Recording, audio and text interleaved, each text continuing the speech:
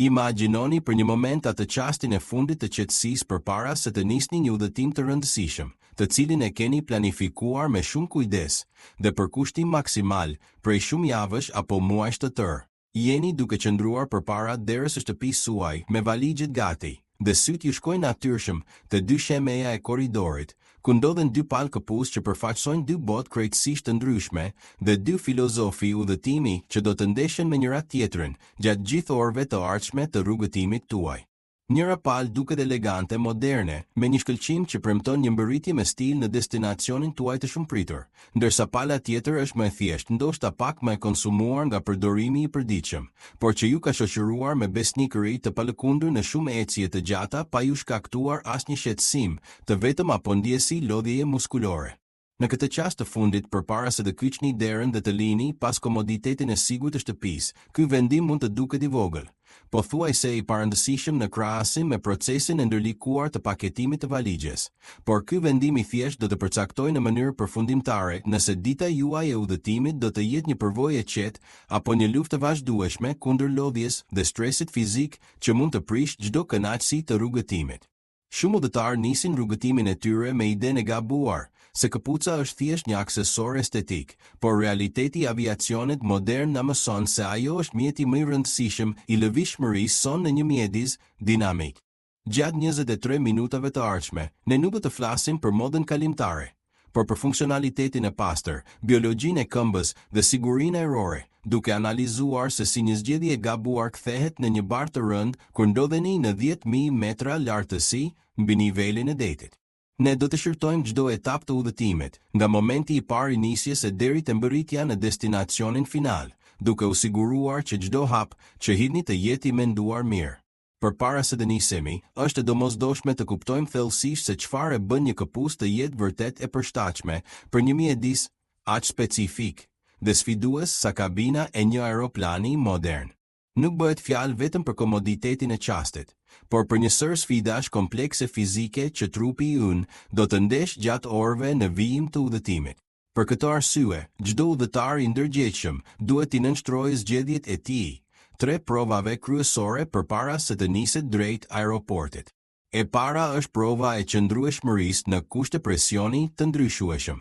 Një këpucë që ndihet mirë për 5 minuta në dyshan mund të shndërrohet në 1000 torture, pas 4 orësh shëndrimi në këmbë në radhët e gjata të kontrollit të sigurisë, ose gjatë pritjeve të paparashikuara në terminal. Këtu hyn në lojë aftësia e materialit për të lejuar qarkullimin e lirë të ajrit, dhe për të përshtatur me ndryshimet natyrale që pëson këmba si pasojë e qëndrimit vertikal dhe ndryshimeve të presionit atmosferik që ndodhin gjatë fluturimit. Prova e dytë është ajo e përshtatjes totale ndaj lëvizjes dinamike në mjedise të ndryshme. Udhëtimi me avion nuk është as pak një aktivitet statik, pavarësisht se pjesën më të madhe të kohës e kalojmë të ulur.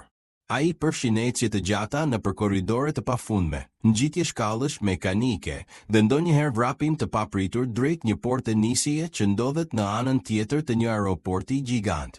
Nëse këpuca juaj nuk ofron një mbështetje të fortë për harkun e këmbës, ose nëse tabani I saj është shumë I rëshitshëm, ju po shpenzoni energji të çmuar thjesht për të ruajtur ekuilibrin tuaj fizik. Dhe prova e tretë është aftësia për të vepruar pa menduar fare për këpucët.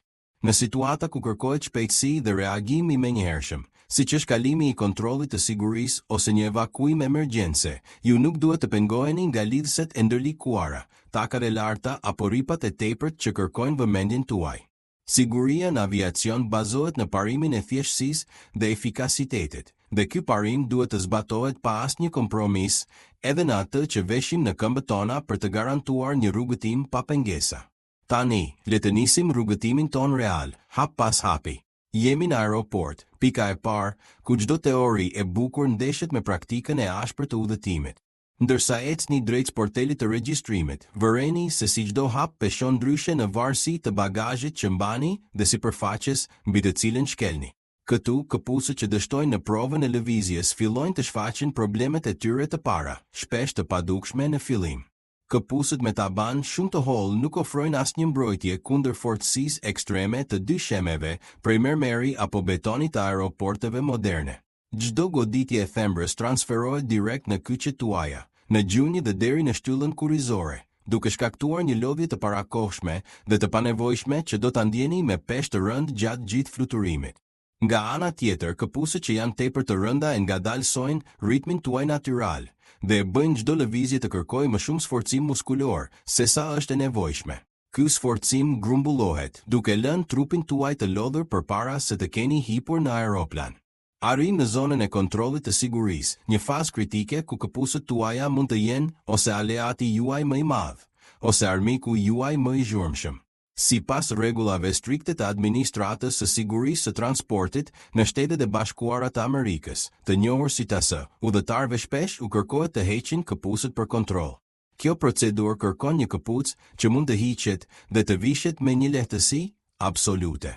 Imagjinoni stresin e të pasurit, një radhë njerëzish të paduruar, pas jush ndërsa përpiqeni të zgjidhni dhjetëra lidhse të ngatëruara apo të zbërtheni tokza metalike. Këtu, këpucët që dështojnë në provën e veprimit, pa menduar bëhen shkak për vonesa irrituese dhe një tension të panevojshëm që prish qetësinë e udhëtimit. Për më tepër ekziston edhe çështja e higjienës personale. Ecja zbathur në dyshemen, ku kalojnë mijëra njerëz çdo ditë nuk është ideale. Ndaj pasja e çorapeve të përshtatshme ose e këpucëve që hiqen shpejt është një vendim inteligjent për higjienën tuaj personale. Pasi kalojmë kontrollin, na pretëecja drejt portës së nisjes, që shpesh është distanca më e gjatë që përshkojmë në këmbë gjatë ditës së udhëtimit. Në këtë fazë, këpucët që janë qoftë edhe pak më të ngushta se sa duhet, fillojnë të shkaktojnë fërkim të vazhdueshëm. Fërkimi prodhon nxehtësi në lëkurë dhe kjo nxehtësi çon shpesh në krijimin e fluskave të dhimbshme. Një fluskë e vogël në thembër mund të duket si një problem i vogël në kushte shtëpie, por në mjedisin e kufizuar dhe të thakë të aeroplanit, ajo do të shndërrohet në burimin e një shqetësimi të vazhdueshëm, që do t'ju shpërqendrojë nga çdo gjë tjetër. Është jetike të kuptojmë se këmbët tona ka një prirje natyrale për të uëntur gjatë ditës, dhe ky proces biologjik përshpejtohet ndjeshëm nga presioni i ulët atmosferik brenda kabinës.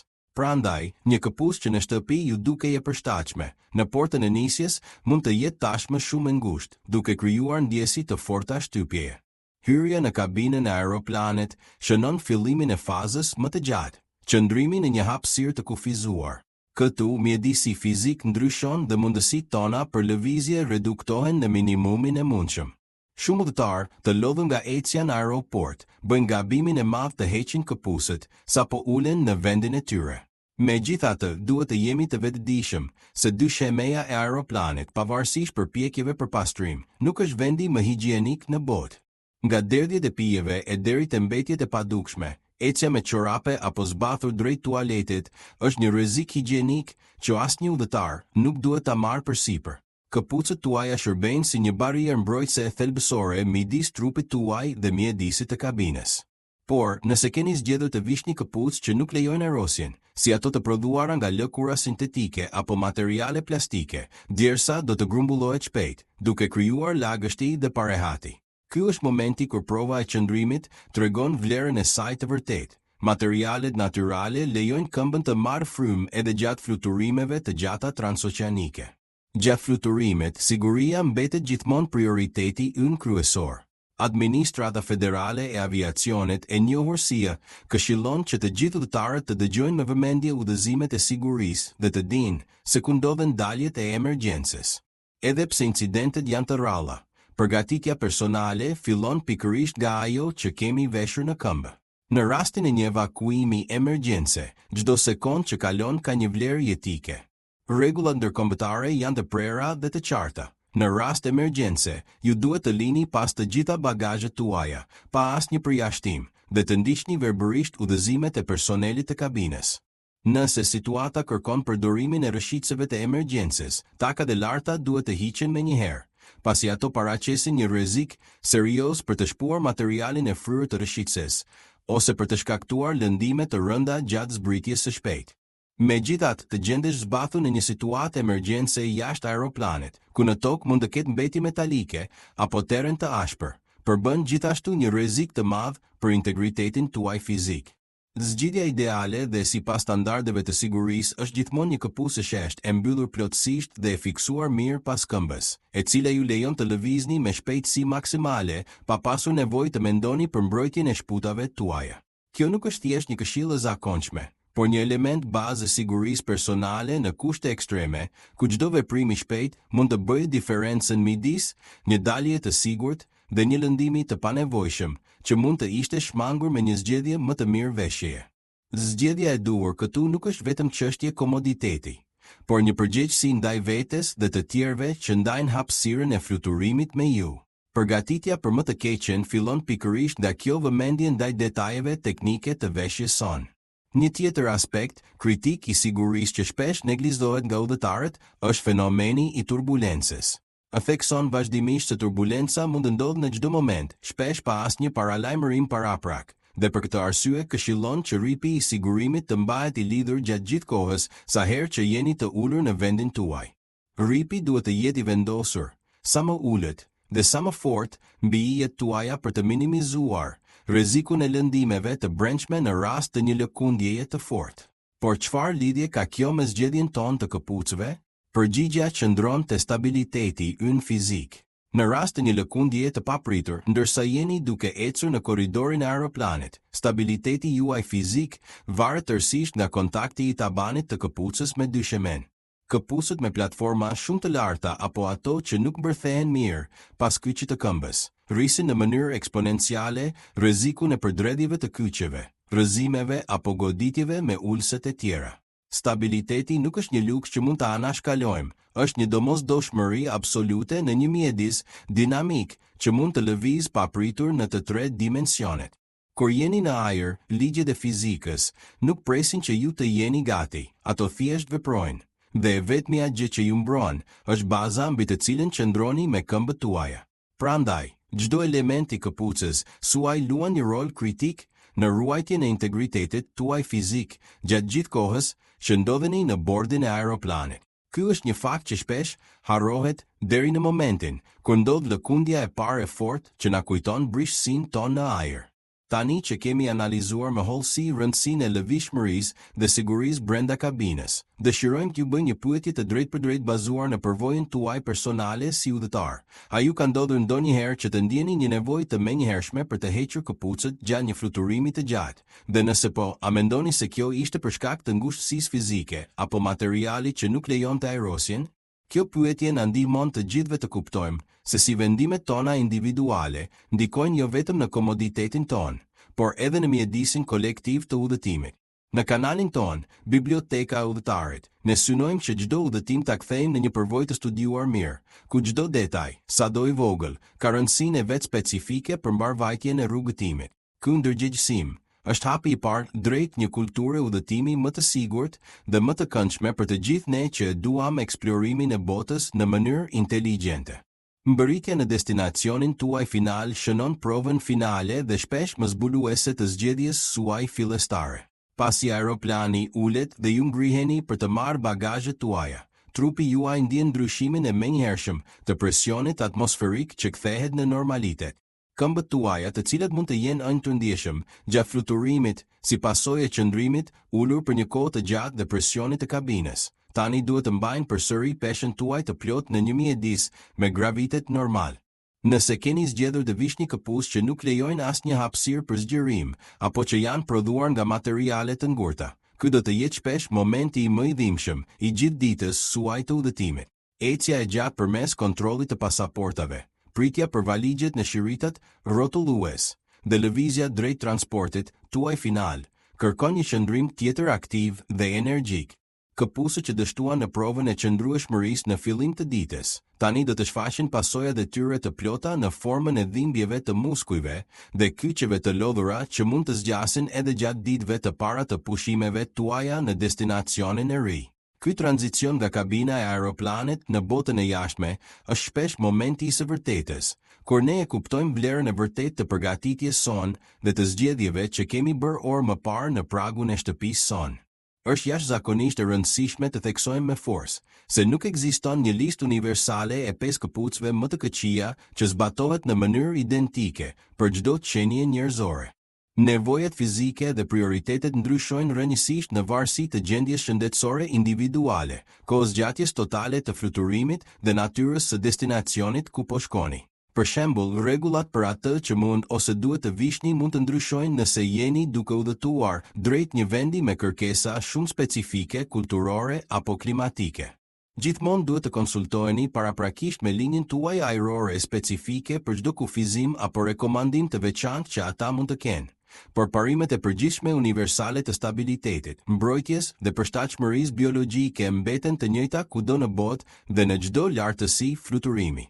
Ky diversitet nevojash kërkon një vëmendje të personalizuar dhe të kujdesshme për çdo rrugëtim që ndërmarrim, duke mos marrë asgjë si të mirëqen dhe duke u përgatitur për çdo lloj skenari të mundshëm që mund të ndodhë gjatë rrugës son drejt zbulimeve të reja. Si përfundim i këtij rrugëtimi informativ, duhet të pranojmë se zgjedhja e këpucëve për një fluturim nuk duhet të jetë kur një hamendësim i rastësishëm, por një vendim i mirëfillt i bazuar në fakte, logjik dhe njohuri mbi trupin tonë. Përpara se të niseni në udhëtimin tuaj të radhës, ne ju ftojmë me mirësjellje të bëni një provë fizike shumë të thjeshtë në shtëpinë tuaj për të testuar zgjedhjen tuaj. Vishni këpucët që keni planifikuar të përdorni për fluturimin, ngjitni dhe zbritni disa herë shkallët, ecni për të paktën 10 deri në 15 minuta rreth shtëpisë tuaj me një ritëm normal, dhe provoni t'i rregulloni lidhëset, apo t'i hiqni e t'i vishni ato ndërsa jeni të ulur në një hapësirë të ngushtë që simulon ulsen e aeroplanit.